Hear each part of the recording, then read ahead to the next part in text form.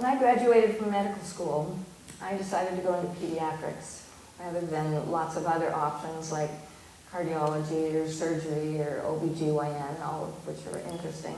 But I chose pediatrics basically because I loved falling in love with my patients. And you could do that in pediatrics. Also, my hospital served a section of New York City where life was hard. The neighborhoods there were weighed down by poverty and crime and violence, and really most of the families were broken families. And the children who would come to the hospital to be my patients clearly were in as much need of love as they were of medical care, and I loved being able to give them both. Being a hospital-based pediatrician allowed me to do something else I loved, which was being present at birth. I'm never tired of seeing birth happen. It's just such an amazing event, and I felt very privileged to witness it, either in a delivery room or like here in the OR for C-section. It also fascinated me to realize that we all start off life as this tiny speck, a single cell, too small for the human eye to see, that has somehow this mysterious spark ignited in it, leading or initiating this process of constructing a human body. But out of what? Just out of molecules siphoned off from the mother's blood and slowly but surely constructing a human body, using those molecules to assemble all the different organs and tissues and complex structures that make up our bodies, and finally that body reaching a point of development where it's able to exist in the world outside the mother, and then being squeezed down this impossibly narrow tunnel and popping out like this. Just a brand new human being. I just always felt that this was just a miraculous process, and indeed it is. And over the 20 years of working in my hospital, I looked into the eyes literally of tens of thousands of these newly arrived human beings. Just each one was unique and just there ready to begin the human journey. And to me there was just something quite miraculous about that. At the other end of the human journey, there's something else that to me has an element of the mystery and the miraculous about it, and that is dying. And it was Christina who, one of many, who made that very clear. So Christina was a 4-year-old child who had acquired AIDS at birth from her mother. Her mother had subsequently died, and Christina was being raised by a foster mother, a really wonderful woman. And this was back in the 1980s when we really didn't understand what AIDS was. And AIDS was just going through the inner city neighborhoods in New York like a wildfire. And we lost many children, many infants to AIDS in those days. And I can't believe I still get choked up about that. But Christina, as was typical of children with AIDS, would get these recurring infections and fevers that their immune systems couldn't deal with. So she would have to come into the hospital, and we would hook her up to IV antibiotics. And in a few days, she would be feeling much better. And as soon as she was, Christina would be out of bed, walking around the ward with her IV pole, just full of curiosity, looking into the other rooms to see what children were there, and tugging on the sleeves of doctors and nurses. And she was just this little beam of light, twinkling light on the ward. And everybody loved her. You just couldn't help it. But the time came when an infection settled into her lungs that we couldn't get rid of. And we knew we were going to lose her. And the last night of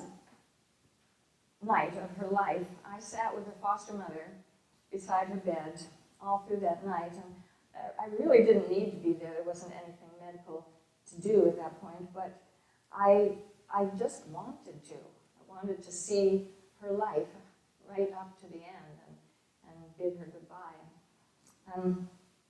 So at some point after midnight, when Christina took her last breath and another breath didn't follow, the most amazing thing happened. The room became filled with this silence, this deep silence. It wasn't just an absence of noise, other sounds. It was really something that filled the room and was almost like a presence. And there was a tangible feeling of peace and even blessing present in that silence. That was such a profound experience that it added to my interest and determination to pay more attention to the dying process and learn what it could teach. Paula was someone I learned from many years later when I began working with adults who were with terminal illness. And Paula was a character. She had left home at age 12 and taken to the streets in New York because her mother was abusive and alcoholic. And Paula lived the typical life of a street person, surviving the way street people do. And by the time Paula was 54, her liver was really pretty sick from all the drugs she'd been doing, and alcohol, and the AIDS she had acquired along the way. And so Paula, well, her liver was really failing, and Paula went into liver failure coma. She was in coma for 2 weeks in my hospital. And then, interestingly, her liver kicked back in, and Paula woke up. And Paula said, "No, I learned something while I was away in that coma. I learned that I'd been running from something all my life. And what had I been running from? I'd been running from myself." And it was no surprise because Paula had been told all her life that she was nothing but a worthless piece of dog dung. And Paula said, "I wonder if that's really true. Maybe it's not." And so Paula agreed to come off the streets and enter a home for homeless people with AIDS. It was right across the street from my hospital. And to Paula's surprise, she found that the other residents there liked her, the staff liked her, and she liked being there, liked having her own room and a comfortable bed and regular meals to have. And Paula became somewhat of a philosopher at the group home. The other residents enjoyed coming to her and telling her their problems, and she had wise things to say. Meanwhile, the social worker had been doing some detective work, trying to see if she could locate any relatives of Paula. And she did. She found an aunt and uncle living in Kentucky. And she called this aunt and uncle, and they were just amazed. "Well, Paula's alive? We'd given her up for dead long ago." And he said, "Is there any way she could come and pay us a visit?" Because they were too elderly to travel. And so this intrepid social worker scraped together the funds to buy Paula a round-trip ticket and send her down to see her aunt and uncle for 3 days. And so Paula, who had never been out of New York City in her life, was taken to the airport, put on a plane, and she flew down to Kentucky. She called the social worker later that day and said, "Thank you so much. I just never realized what it was like to have family and to be loved by people who, the only reason they love you is just because they feel connected to you as family. Paul was learning a lot about friendship and family. The next day, Paula developed a fever and went to the hospital and was admitted. And the third day, Paula died. And everyone at the group home was like, what? She died? And how could that have happened?